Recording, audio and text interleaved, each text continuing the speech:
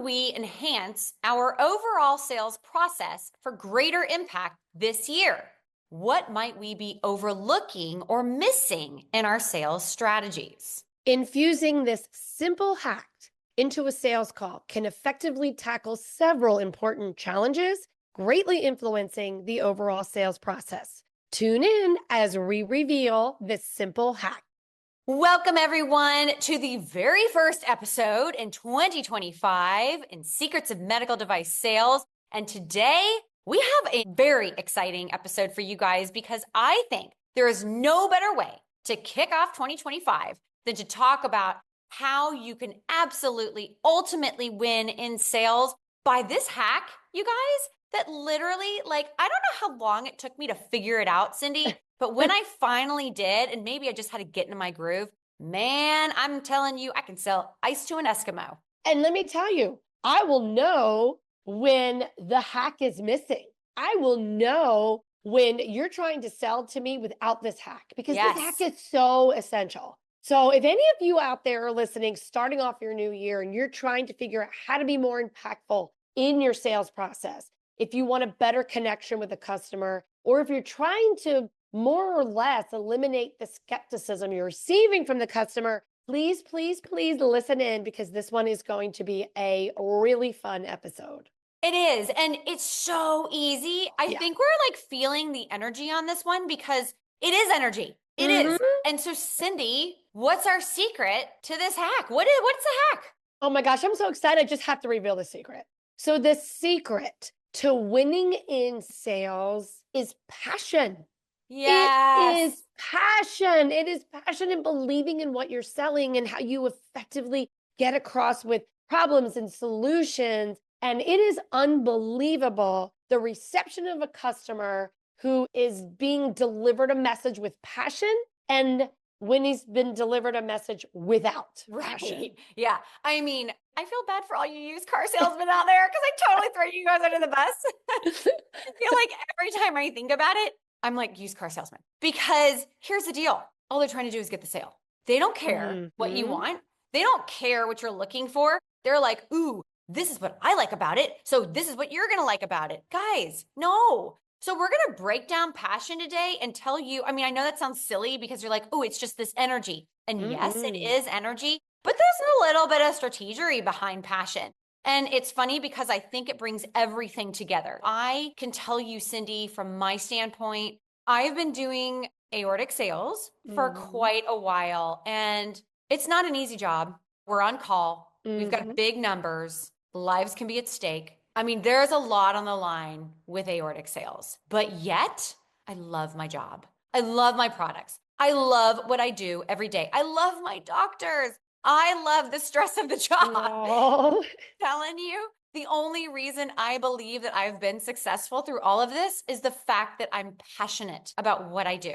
Because I think the minute that you lose that passion or it's gone, it's like in a relationship. When you lose that, man, you either better rekindle that somehow or it's not going to work. And I think the same thing is true in sales. When you don't have that passion, that's kind of like your ding, ding, ding. Go find something else. I think you're so right. You are very passionate about your job. And I love that about you. When I've asked you questions about things, you could hear it in your voice. You can hear it in your tone. And it's very genuine. It is very genuine because in sales, some of the best salespeople are those that solve a problem. And when you are coming across as solving a problem and you know what you know and you believe to the core in what you believe in, that you can help solve this problem, that's where the passion comes in. And it's just contagious. Then you want to take on what you're getting. And you've always been that way about your job. I think why you've been so successful. It kind of makes me laugh when you're talking about the used car salesman, because the difference in what you said is so simple. A used car salesman can pretty much just read a script because they say the same thing to everybody. It seems like a one-way conversation. Yeah, absolutely. I mean, it's like, oh, look at this shiny red Mustang. I mean, literally, that's all I ever think about. Shiny convertible red Mustang. Look at it. It's cool. It's fast. You're going to be the coolest person out there driving it. Maybe I don't want to be the coolest person out there. Maybe I'm not even looking for a Mustang. Yeah, I'm looking for a minivan because I got 10 kids. But the thing is like, it's their agenda, not the customer's agenda. And you got to flip that script. You need to make your agenda what your customer's agenda is. You'll find your love and your passion in those products when you see them work and you see your customers happy with the results and you see the patients walking around and they're like, whether you're hearing it from your physician or you see them yourselves, they're like, my life has been changed. I can do XYZ. There is no better feeling when you have a product that really makes a difference in a patient's life and the doctor's life and ultimately your life, and you can't fake that. It's not fakeable. It's either there or it's not. And I think that truly is a secret to being successful in sales, Cindy, is having that passion. And it's I not hard. agree. It's not hard. But today, you guys, we're going to break it down for you and really help you understand what does that look like in terms of different scenarios. Because I think it's not just, like I said before, it's not this feeling. It's more than that. I mean, the feeling is amazing, but it's more than that. It's also strategic. Yes. And when you put the strategery, I love when you said strategery to passion in a plan, you can't help but be passionate. And that's going to be your end result, which is very exciting. So to begin breaking down passion, we're going to start with you want to win in sales. The first thing we're going to talk about is building rapport and trust. So if your problem lies in that your sales calls may feel impersonal, or maybe just that the customer is not receiving what you say well, maybe they don't believe in you. Maybe your current customer could be a potential client that just isn't really, I just don't believe what they're saying. Yeah. So that's a problem. When we're talking about breaking down passion, how can we help in this area? So the solution is how passionate people can really establish a connection when you create trust. And so if you're feeling impersonal, maybe you just relax a little bit and you talk to them about what they need. And you can't be excited and enthusiastic about something if you don't know that they want to be excited about something, because maybe they don't even have a problem. Maybe this isn't even what they're looking for. So for them to even begin to believe in you or your product or service, you've got to know what they need. You've got to understand their needs and what they want and to feel comfortable with you. And when you relax and you identify their needs in your genuine, authentic way of showing up as a high performer for this customer, then you will slowly build rapport and trust. And that passion is going to come out of that. And when you're able to just be you and get to the bottom of what they need, that belief builds so much stronger. So building that rapport and trust is going to help the delivery of passion be that much better. Agreed. And, one of the things that we talk about, and I can't remember what episode we talked about it, in 2024, but your listening skills. It's really important. When you say relax, guess what happens? You start listening. You start hearing things. So You're true. not so like edge of your chair. Whoa, wait.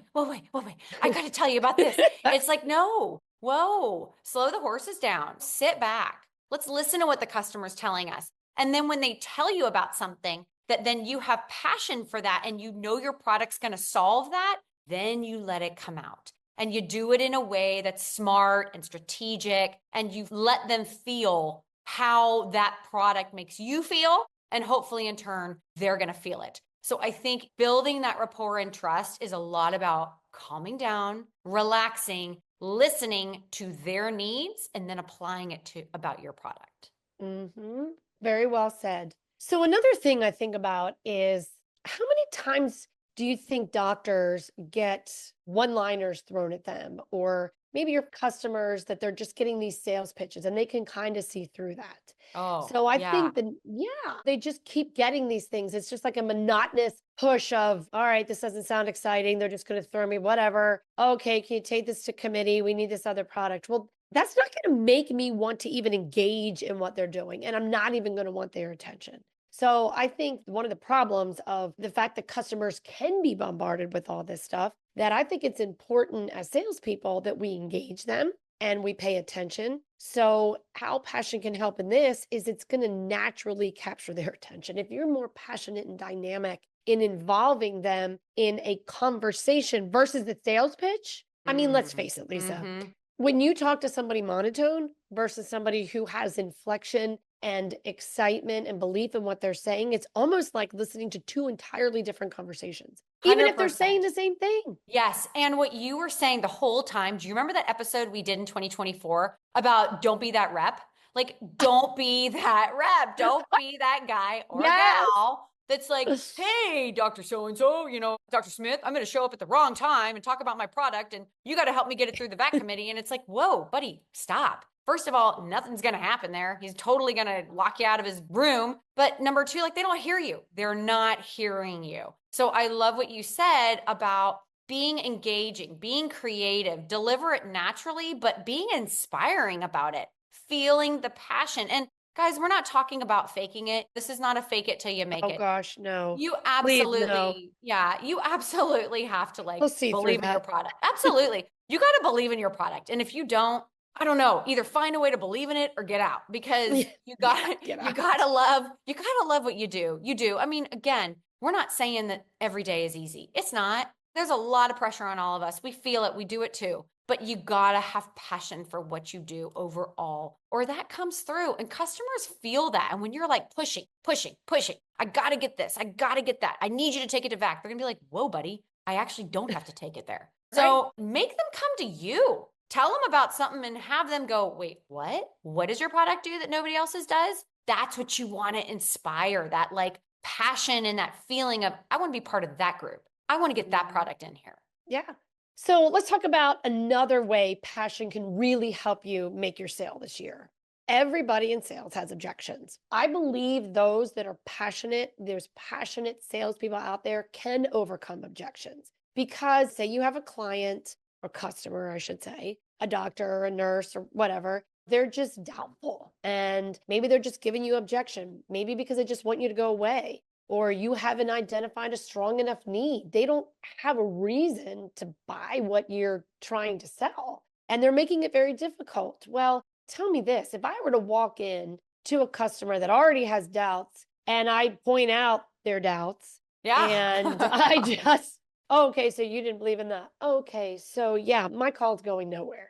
Oh, But what happens if I believe so much in my product and this customer just doesn't have enough knowledge? Right. And we did an episode back on that a we while ago did. too, We did. right? Yeah. And so to overcome this objection, if I bring passion into this conversation, again, it's a conversation, it's not a one-way sales pitch. You're so much better to address their objections with energy and enthusiasm, but also empathy. You can frame that more as an opportunity and continue your discussion rather than just like a stumbling block, because they hear your confidence in what you're saying and they can become a little more confident or get some confidence to maybe reassure some of the products, the benefits that you're presenting to them. But if they had a specific doubt going in and you present it with passion and belief and understanding of what their problem is, then the solution is so much clearly seen. And that is all delivered with passion, because if I just come tell you something, why am I even there? Why don't I Yeah. just write an email?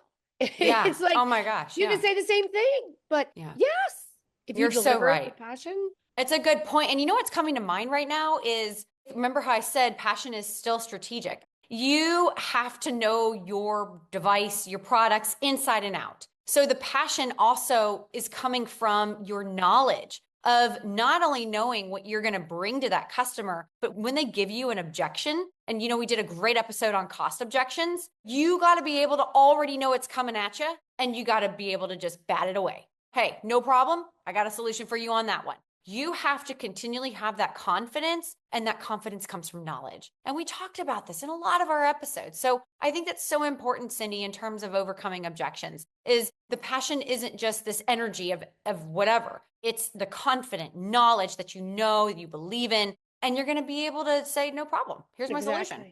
You know what's so crazy is I almost feel like some of the things we're talking about today have all been previous episodes. So that's kind of fun, because the fourth problem area that I want to address that I think passion can really help with is bringing value.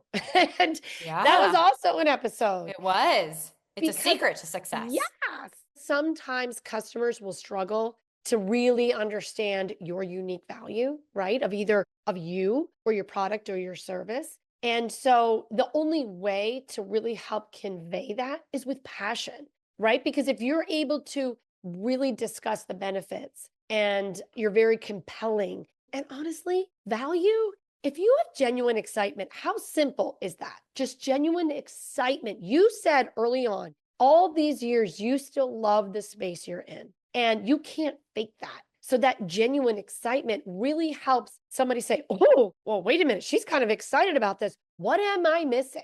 What have I not understood? What do I still need to know? All of the things that passion brings advances your sale because every sale is just a conversation in steps. Now you get to just bring it to the next step. I love that. That was so perfectly said. I mean, that was perfect. I think I'm not even going to get into that anymore. It's all about value. It's all about bringing value. And the more that you believe in your product, the more passionate you are, the more value you'll bring. And so, the next thing is taking action towards those customers. How are you going to bring them solutions? You cannot be hesitant. You need to move forward with confidence. Have the confidence in yourself, in the product, in the customer of what you're going to bring to them. And that all just derives from passion. You've probably done it in the past with other customers. Well, pull on that. Pull on what you've already done and talk about it with your customers. Well, Dr. Smith, last week we did this great case and this is exactly what we did. And it was an amazing outcome. Patient went home the next morning. I mean, golly, if that doesn't speak to passion, I don't know what is. So I think you've got to get those customers to be like, ooh, I want to hop on that train too. I feel that urgency. You want them to feel that urgency of being like, I don't want to miss out. The FOMO, fear of missing out, right? So true. I get that all the time. I have FOMO. I want them to feel that urgency from me. I want them to be like, well, dang it. If Lisa's doing this, well, I want to be a part of this. It's funny. We talked about this in another episode, but when I'm in the hospital and one of my docs is like, what are you doing here? And I'm like, oh, I just did a great case. You did? What's going on? What happened? It's FOMO, right? So create that by being passionate, happy, smile on your face, excited about what you're doing, what you're selling. I mean, it's not hard. No, it's not. And that leads right into our very last part of breaking down where passion is really, really going to give you that little slight edge to advance your sale. And that is storytelling. And there's nobody better than you, Lisa. But you just even mentioned what you just said and taking action, incorporating that into storytelling. So actually, for once, I have a funny story. Oh, yay. Just recently, we went to a conference and I was waiting in a long line to check in because I couldn't just do my mobile key, which is my favorite. And they even had like those little ropes around to wind around. So I'm standing around multiple people and this is a work conference. So there's a lot of corporate people. Now, only one person that I knew worked for a company like 4 people back. But the lady in front of me saw my luggage and she was like, oh, I like that color. I'm like, oh, thanks. And she's like, do you like that luggage? And I said, well, for me, because she asked me a question. For me, I said, I absolutely love this luggage. To be honest with you, I have had this luggage for 6 years and 3 months. It has been on hundreds of flights. I stopped counting after 110. When you put luggage on the conveyor belt, how it gets like, well, first of all, it gets dirty, but it's all beat up. Yeah. So then I started thinking maybe I should just, for me, my problem was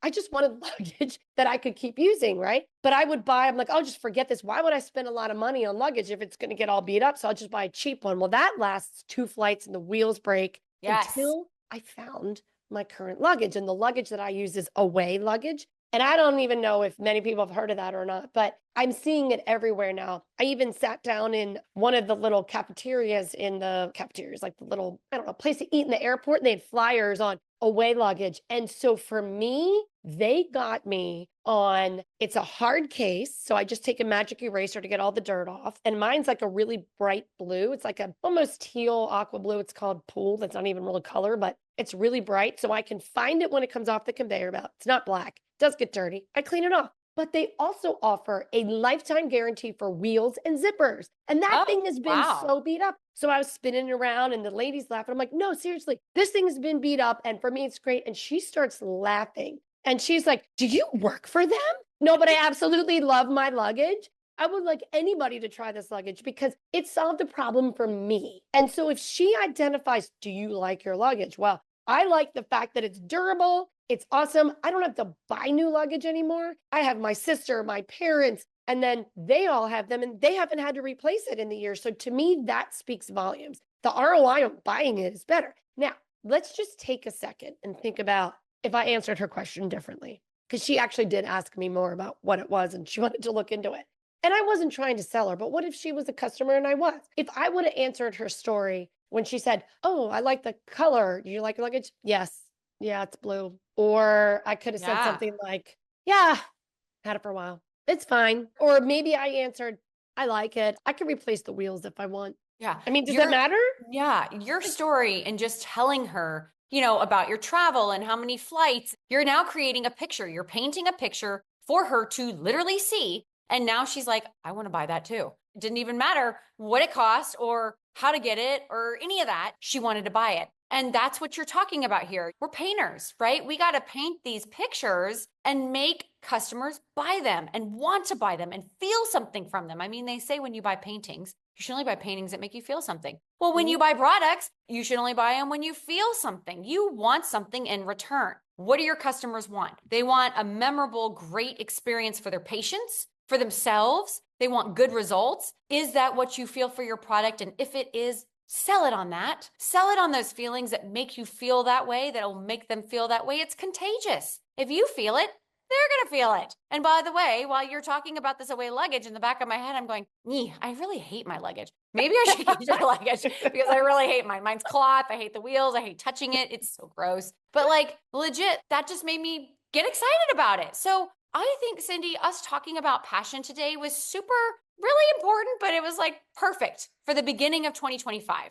Start your year feeling passionate about your company, about your products, about what you sell, about your numbers, about what you get to do every day. You get to wake up and maybe potentially save patients' lives. And if you're not saving their life, you're sure as heck making them better. Medicine is an amazing place to be. And we are so lucky that we are here to work with all the customers we get to work with day in and day out and really be able to, they're brilliant people and we get to be a part of that. And it's a small community. There's not a ton of people in the medical device industry. And I think when you bring passion into your job every day, why shouldn't you wake up happy every day? And I'm not saying that I wake up like, woohoo, the sun's up and blah, blah, blah. Sometimes I'm really tired. And a lot of times it's not easy out there. But dang it, I really believe if you bring passion, you just kind of bring it back to the basics. Your energy is contagious and people want to be around people that they like. They buy from people that they like and they trust. So create that.